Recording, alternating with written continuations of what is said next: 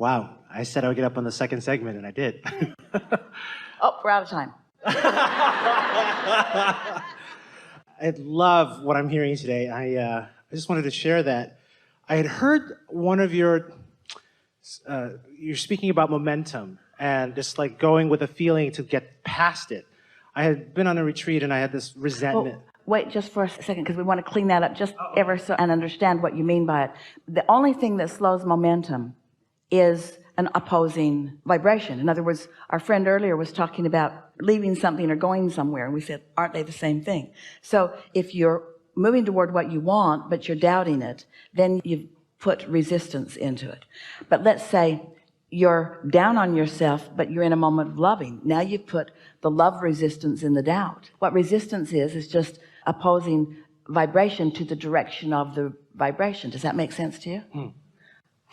So I had a process where I was beating this pillow to kill off. I felt shame that I had a resentment against someone, because I'm like, I'm spiritual, I should be over it by now. But in the process was like, just get the anger out so I can get past this like resistance. And and now you've got that dead pillow on your consciousness. I feel, it's been 4 weeks now, and I feel so, it's the first time I felt complete. Like the noise in my head is gone. Like I haven't felt this enoughness. And I was, been doing all this transformational work. I'm like, oh my God, I'm here. And I've been trying so hard. And it's just most people do. Silent. You think you have to try hard. You think you have to try hard in order to get stuff done. And we accept this part of the premise of that thinking. Big leverage gets more done. Get a big old crane to lift whatever it is you're lifting instead of using your own hands. Get a fulcrum. You can lift something much easier than just by picking it up with your own back. In other words, there's no question that there are physical things that you can do that can enhance the power of what you're doing. But you have no idea yet the fulcrum that you're finding as you tap into source energy. The ultimate releasing of resistance taps you into such true power. And that's what you're feeling. Yeah. That's what you're describing. I'm creating this comedy festival. I'm like, God, we really could use like a celebrity for this. And then I got an email the next day from a club. It's like, hey, we have this celebrity that has a podcast. Can you have, and then just, all these things are coming in and someone's going to sponsor it. So I'm catching up with all the work for that. But I'm noticing how so there's a thing I'm receiving. You can tell how well you've dreamed it by how easy it falls into just place. Like boom. I'm like, oh, okay. Yeah. Okay, I just say yes, and I need to do the busy work to complete that, which I'm doing. I have enrolled in this TV pilot class, and this project is, like you were saying, like I'm not making it, it's coming. We want to give you something that Jerry learned through his life experience many years ago. And it was so impressive to him that he wrote a paper called, Esther remembers typing it and printing it on yellow paper. She thinks she can find it somewhere. It's buried in the archives somewhere. It's somewhere. She wants to find it. And he entitled the paper, Keep Your Ideas to Yourself Until They Are Fully Developed. The title we would give it now is, Once You've Let Yourself Dream It, Keep the Dream Alive Before You Explain It to Anybody Else. We trusted you here today with Esther's dream. It's fully enough developed that you can't doubt it or think it's silly enough or whatever. There's no risk of getting in the way of it, but you can tell when that is. And there's a tendency to want validation from other people who will say, oh yes, that's a good idea, but that's not a good idea. Keep it between you and your inner being until the momentum of it is so enormous that nothing can keep you from acting. Right.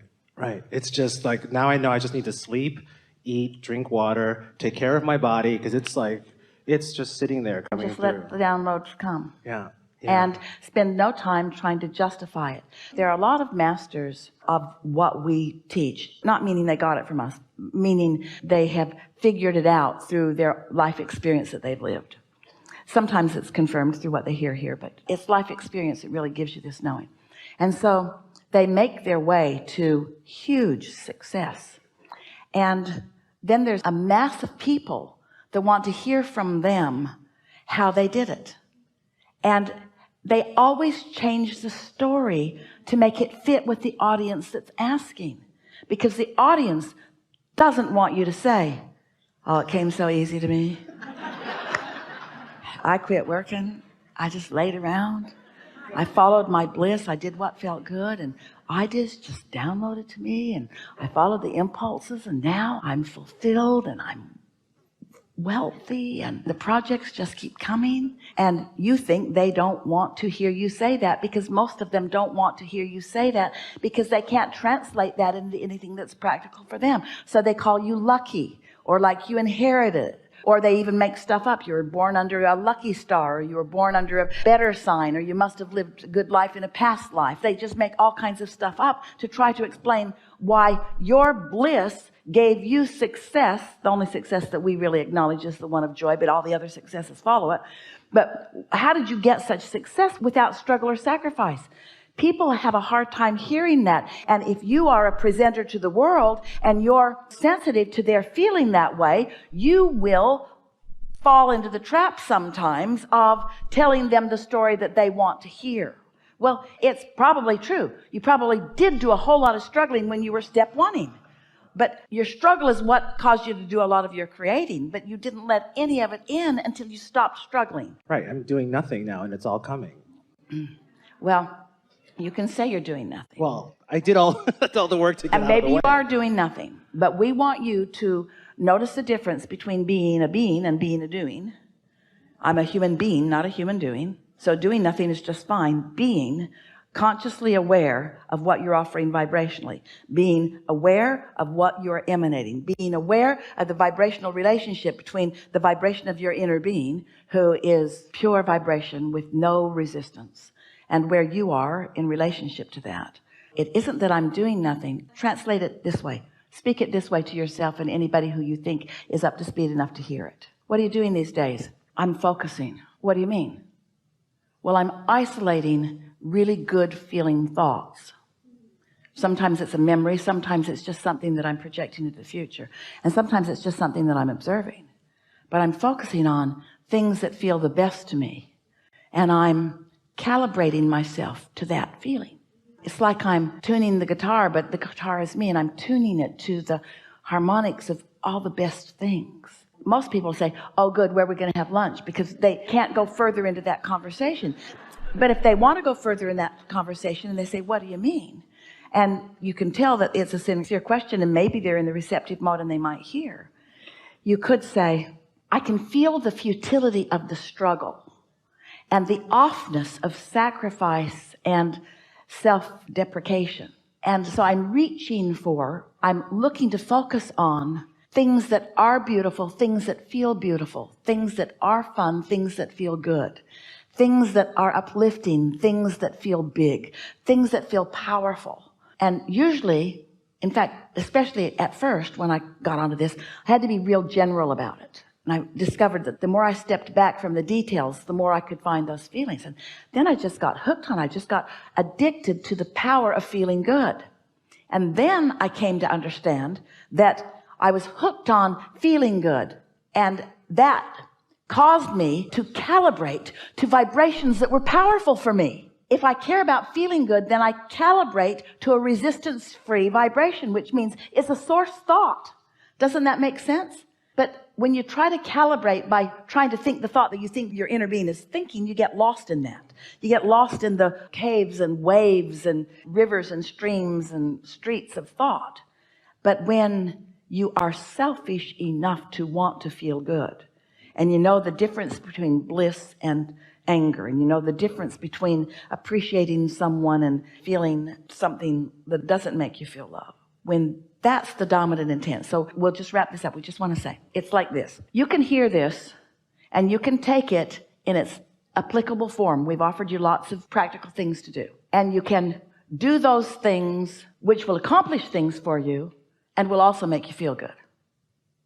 So you could take away from this discussion, yeah, I'll learn these techniques so that I can have my sports car, and so that I can have my empire, and so that I can have my lover, and so that I can create my media. And oh, by the way, it feels pretty good to do it, which is not the approach that we're asking you to take. We don't want the project to be the motive. We want the feeling good to be your motive.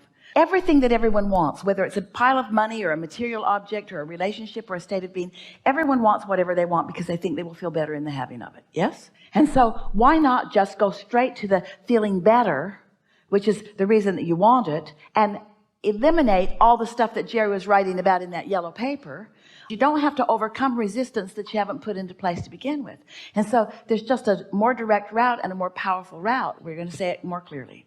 Your goal is to feel good, and feeling good will accomplish so much. Not, my goal is to accomplish stuff, and so I'll feel good in order to get it. That's backwards. We want you to feel good because feeling good is natural. We want you to feel good because your inner being does feel good. Your inner being has walked in your moccasins through all your incarnations. Your inner being is aware of everything that you've ever lived and every combination of everything that you've ever lived. And your inner being adores you in a way that there are not descriptive words to even describe it. Your inner being understands the value and the importance that you are to the all that isness. Your inner being has only love for you. But even in the word love, when we present it in a room full of humans, the word love is distorted just because of lost love and missing love and you don't bring me flowers anymore kind of love. And so you have to isolate the feeling. Esther finds it in the little dog on the floor. Esther finds it in the little dog in her lap. In other words, there are pure moments of love. You see it in some babies' faces. You see it in some people. You're feeling it now as we are here with you. It's everywhere. It's in your nature. It's in everything. But you have to calibrate yourself to it because your life has let you calibrate yourself away from it. You've calibrated yourself to accomplishment. Well, we want you to calibrate yourself to love, which will accomplish so much. But you got to get your priorities straight. You hear us? So you want to be nice to yourself, and others will follow. You want to be nice to yourself. Be really nice to yourself. What does that mean in practical terms? Feel like a nap? Please take one. Feel like a drive? Go do it. If you don't feel good, take a nap. Care about how you feel. If you feel like something nice to drink, go drink it. If you want to go hear a band, go hear it. Be nice to yourself. Be nice to yourself. And while you're being nice to yourself, you can put a little human twist on it if you want to and say, this is the most productive thing that I could do unto all of the universe. This is the best thing that I could do for the entire universe. Just this thing right now. This nice thing that I'm doing for myself. This is my gift to the universe. And when the momentum ensues, and it will, there will be a time that you will not wonder about this at all, that an idea of sacrifice will feel so funny to you. And when you see somebody trying really hard, you'll just love them and know that they'll get over it in time. You'll just see people benefiting by being around you.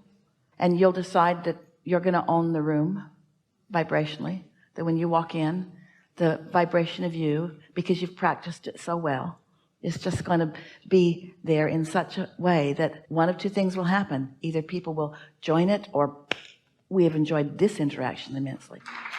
Good time for a segment of effect.